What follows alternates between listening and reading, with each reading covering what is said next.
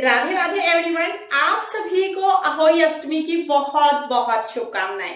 Friends, जैसे महिलाएं अपने पति की लंबी उम्र के लिए करवा चौथ का व्रत करती हैं, ठीक उसी तरह अपनी संतान की लंबी उम्र के लिए अहोई अष्टमी का व्रत करती हैं। अहोई अष्टमी को लोकल भाषा में होई अष्टमी के नाम से भी जाना जाता है। कुछ लोग होई आठे बोल देते हैं। करवा चौथ के ठीक 4 दिन बाद अहोई अष्टमी मनाई जाती है। और जैसा कि मैंने आपको बताया, अहोई अष्टमी का व्रत माताएं अपनी संतान की लंबी उम्र, अच्छे स्वास्थ्य और उज्जवल भविष्य के लिए करती हैं। अहोई अष्टमी का व्रत कैसे किया जाता है, इस वर्ष अहोई अष्टमी का व्रत कब किया जाएगा, व्रत के क्या क्या नियम हैं, व्रत में हमें क्या करना चाहिए, क्या नहीं करना चाहिए और कब से हमें ये व्रत शुरू करने चाहिए, तो इन सब विषय पर जानकारी आज की वीडियो में आपको मिलेगी। वीडियो को आप अंत तक जरूर देखना ताकि आपके सारे डाउट्स क्लियर हो जाएं। और फिर भी अगर कोई डाउट रह जाता है तो कमेंट करके पूछ लेना। चलिए वीडियो शुरू कर देते हैं। तो देखिए, कार्तिक मास के कृष्ण पक्ष में आने वाली अष्टमी तिथि को अहोई अष्टमी के नाम से जाना जाता है। तो देखिए, जिन महिलाओं के पास, जिन बहनों के पास संतान नहीं है, वो तो संतान प्राप्ति के लिए अहोई अष्टमी का व्रत करते हैं, और जिनकी संतान है वो अपनी संतान की लंबी उम्र के लिए अहोई माता का पूजन करते हैं। तो सबसे पहले हम जान लेते हैं कि अहोई अष्टमी का व्रत कब है। तो देखिए, अहोई अष्टमी का व्रत इस वर्ष यानी 2023 में 5 नवंबर दिन रविवार को मनाया जाएगा। तो रविवार के दिन ये व्रत पड़ने वाला है इस बार 5 नवंबर को। और अब हम जान लेते हैं कि अहोई अष्टमी का व्रत कैसे किया जाता है, कौन इस व्रत को करते हैं। तो देखिए, पहले तो बहुत लोगों में ये संशय है कि जिनकी संतान है सिर्फ वही ये व्रत कर सकते हैं। कुछ लोगों में ये भ्रांति फैली हुई है कि जिनके बेटे हैं सिर्फ वो ये व्रत कर सकते हैं।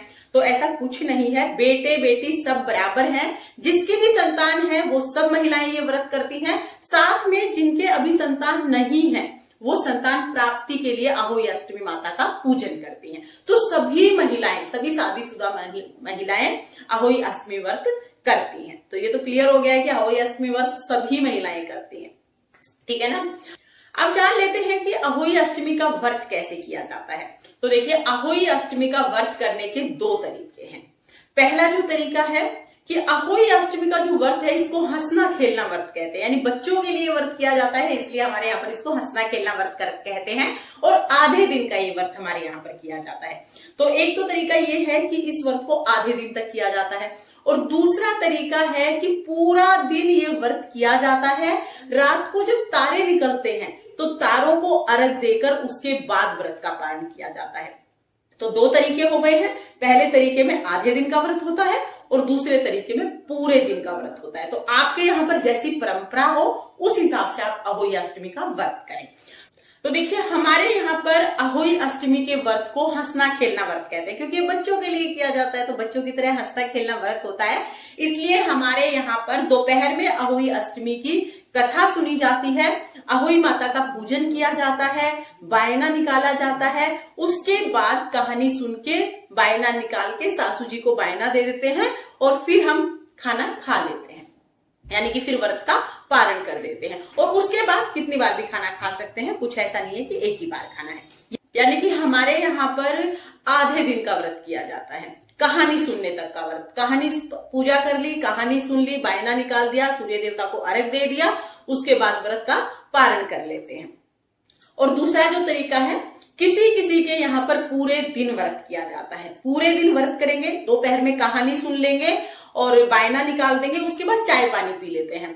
फिर रात को जब तारे निकलते हैं, चांद को अर्घ, मतलब चांद भी वहीं पे होते हैं, लेकिन चांद को अर्घ देने का महत्व नहीं होता है इस व्रत में, तारों को अर्घ दिया जाता है, क्योंकि बच्चों के लिए व्रत किया जाता है।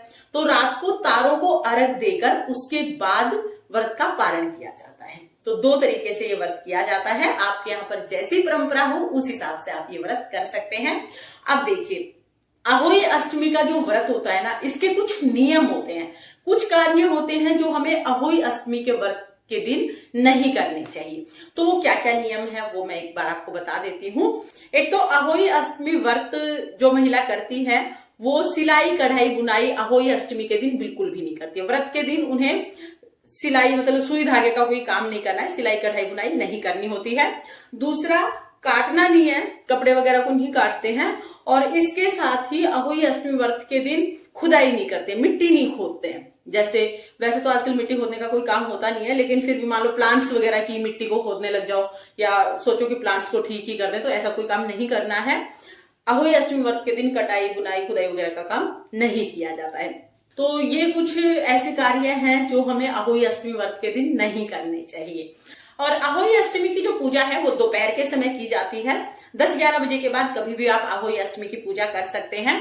अहोई अष्टमी की पूजा के लिए कमोई भरी जाती है, एक जल से और अनाज से कमोई भरी जाती है। अहोई अष्टमी माता की कथा सुनी जाती है। जैसे करवा चौथ का कैलेंडर आता है, ऐसे अहोई अष्टमी का भी कैलेंडर आता है। अहोई अष्टमी में माता की का कैलेंडर लगाकर और फिर उनका पूजन किया जाता है, बायना निकाला जाता है। ये सारी विधि आपको चैनल पर मिल जाएगी, लिंक मैं आपको डिस्क्रिप्शन में दे दूंगी, आप वहां से देख लेना। आप जान लेते हैं कि अहोई अष्टमी का व्रत शुरू कब करना चाहिए। तो हमारे यहाँ पर तो जैसे ही शादी होती है ना, शादी के बाद जो भी अहोई अष्टमी का व्रत आता है, पहला जो भी व्रत आता है, उसी से हम अहोई अष्टमी का व्रत करना शुरू कर देते हैं। किसी किसी के यहाँ पर संतान होने के बाद अहोई अष्टमी का व्रत शुरू किया जाता है, लेकिन हमारे यहाँ पर माना जाता है कि अहोई माता संतान देती हैं, संतान की रक्षा करती हैं, तो जैसे ही शादी होती है उसके बाद ही अहोई अष्टमी व्रत शुरू कर दिया जाता है। और सभी बहनें, सभी माताएं अहोई अष्टमी का व्रत जरूर जरूर करना। ये अहोई अष्टमी आपके लिए और आपकी संतान के लिए बहुत बहुत मंगलमय हो। इसी कामना के साथ फिर मिलेंगे किसी और वीडियो में, तब तक के लिए जय अहोई अष्टमी माता, राधे राधे।